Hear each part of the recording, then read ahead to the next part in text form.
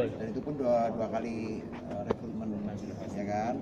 Jadi yang jadi sebetulnya kalau tahun 2015 itu kurang lebih Sebelumnya nggak ada ya? sebelumnya 1.500 Pak.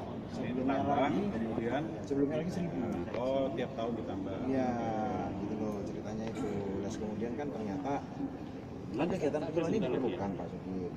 Cuman saat ini kita ingin membangun akuntabilitas dari kegiatan penjualan.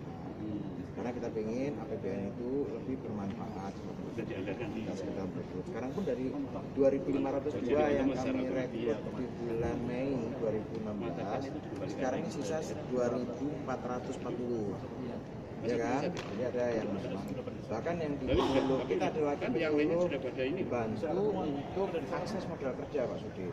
Itu jumlahnya kita pengennya 200, tapi itu pun kita rekrutmennya lebih ketat, tapi harus punya kemampuan untuk mengakses permodalan.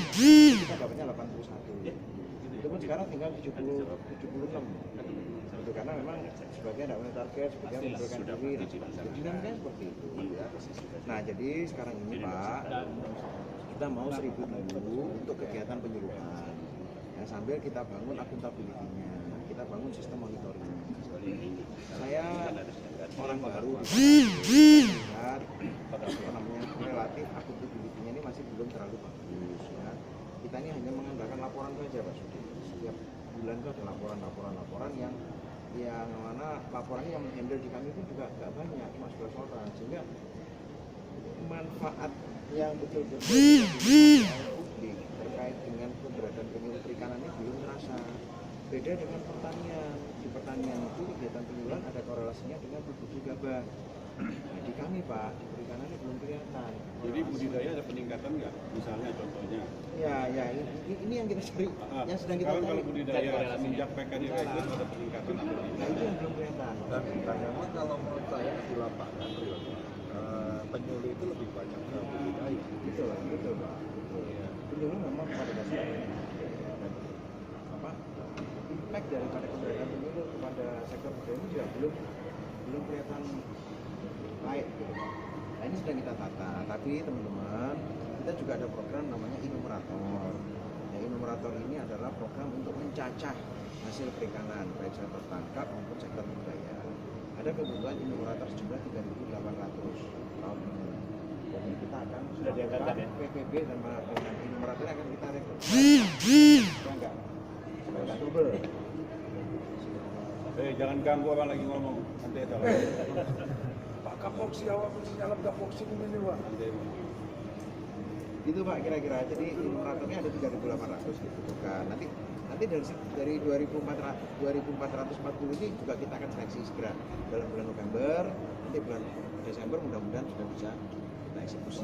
Tapi yang Inumerator kita mau barengkan proses rekrutmennya.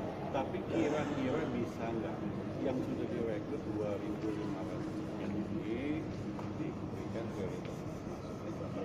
Iya Pak, nanti kan ada program setiap tahun loh Pak. Iya harusnya gini tuh. Kalau tadi Bapak katakan 2019 ada penambahan, artinya kalau memang tidak perlu jangan ada penambahan. Jadi kan mereka kan nggak berharap. Iya. Gitu tuh. Jadi maksud saya dalam program kenapa sih program yang nggak terlalu penting saya anggap dimasukkan. Yang penting penyuluh ini kalau 1.000 nanti timbul mereka gejolak di lapangan, contohnya gini, kok si Anu bisa lolos yang 1.000 saya enggak. Pasti namanya manusia di daerah pasti ada yang sembunyi, wah pasti dia ada backingnya, pasti mereka sogok duit, omongan itu pasti ada, itu loh. Kalau pendapat saya, kalau berhenti semua, kalau terima ya terima semua itu aja. Kalau enggak nanti akan ribut di lapangan, percaya saya. Karena mereka ini dari Lampung datang menemui saya, sekalian apa sih yang dilakukan oleh wakil rakyat ini? Kalau wakil rakyat itu goblok, diam aja ya selesai juga. Ya, jadi wakil rakyat ya resikonya begitu. Iya kan? Ya, harus menyuarakan yang dari Lampung. Saya nggak kenal juga dari, nggak pernah ketemu saya di Lampung. Bukan saya kenal, nggak pernah ketemu. Tapi kan kita sebagai wakil rakyat ya harus bertanggung jawab. Iya betul. Jadi gini teman-teman ya, Saya kira enumeratornya akan memberi. Enumerator ini apa namanya, pendapatannya sama ya? Sama. Dengan Standar PDP itu harganya sama standar. Nah, jadi salah satu WA. Meskipun nanti semua akan dites lagi. Saya kira penyuluh setiap tahun juga akan proses testingnya juga berjalan kan? Karena Pak Sugeng dari catatan saya Pak, penyuluh yang masa kerjanya lebih dari 5 tahun nggak lebih dari 300 orang. Saya 10 tahun Pak. Nah, ya itu bagian dari 10 tahun. bagian dari yang 300 itu dari 2015. Nggak apa, nanti kan ada apa namanya, ada rekrutmen lagi. Persidangan ya Pak ya. Iya Pak. Kita lihat kok, saya juga petakan antara jadi penyuluh itu sebagian besar dari 2.500 itu 1.200-an itu masa kerja kurang dari 3 tahun. Ini pun juga sudah didapatkan. Tentu dan banyak sekali saya setiap ke daerah saya selalu minta ketemu dengan penyuluh. Sambil kita ngobrol. Karena saya ingin kalau kegiatan penyuluhan itu sudah memberikan dampak yang positif, kita punya korelasi yang kuat antara itu loh Ustaz ya. Itu pasti akan kita gandakan dan baru kita nanti menjadi DPR anggaran lebih besar untuk kegiatan penyuluhan. Tapi kita tata dulu akuntabilitinya gitu. Kalau kita buang 300 miliar setahun. Teman-teman penyuluh kan kadang-kadang juga nyatanya gini. Kalau sudah jadi PNS nggak mau jadi penyuluh bulanan lagi. Kan begitu kan? Banyak yang begitu pindah-pindah. Kita pindah ke administrasi umum. Tapi seharusnya pemerintah sipil Kementerian Kelautan juga bicara masalah. Kalau ada PNS penyuluh tidak boleh pindah. Sampai pensiun. Betul. Karena saya lihat di Lampung, baik itu pertanian, kehutanan, begitu udah jadi PNS pindah. Wah, nggak apa-apa lah jadi staf di kantor bupati, buka pintu lama-lama. Kayaknya enak juga di kantor bupati ini kalau jadi apa protokolnya bupati, supir camat atau apa itu banyak terjadi. Maka pemerintah juga dalam membuat regulasi nanti ditetapkan yang direkrut oleh Kementerian Kelautan tidak boleh pindah posisi, tetap di kelautan sampai pensiun. Kita memang merencanakan jadi fungsional. Iya harus gitu Pak. Fungsional penyuluh. Kalau enggak kan kacau nanti. Kalau semua orang sudah hidup enak pakai AC apa lupa. Ya Pak, mohon izin kita perlu waktu untuk ngobrol semuanya teman-teman semua tanpa kita melupakan juga bagaimana menyalurkan kegiatan teman-teman. Ya, saya kira itu. Jadi mulai diputus kapan mereka yang Kalau terhitung masa kerjanya 31 Desember Pak. SK-nya Prosesnya mulai sekarang, mulai prosesnya November. nanti November. Itu tiap tahun rutin kok Pak.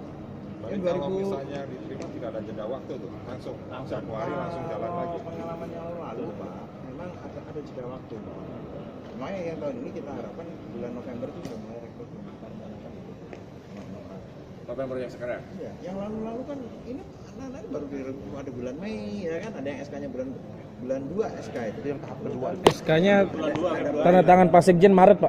ada dua SK. Yang satu itu 1.800 orang mulai bekerja bulan penandatangannya bulan Maret, Iya, tapi Maret. kerjanya mulai Februari atau Januari. Iya, betul. Ada lagi yang bulan Mei yang 2.502. 2.502 itu sekarang sisa 2.440. Jadi bulan kemarin 2.444, hilang lagi 4. Wis tak cariin caranya lagi. Ya, tapi sabar sih.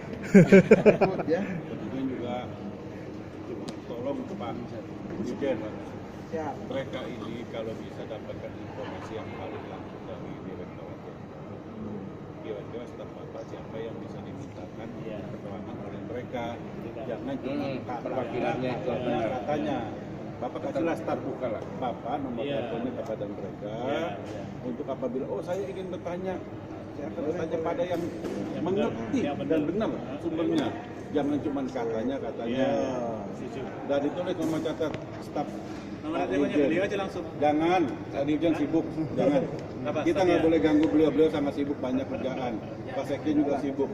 Stafnya aja yang bisa dihubungin, minta Perwakilan. informasi. Pak Endang ini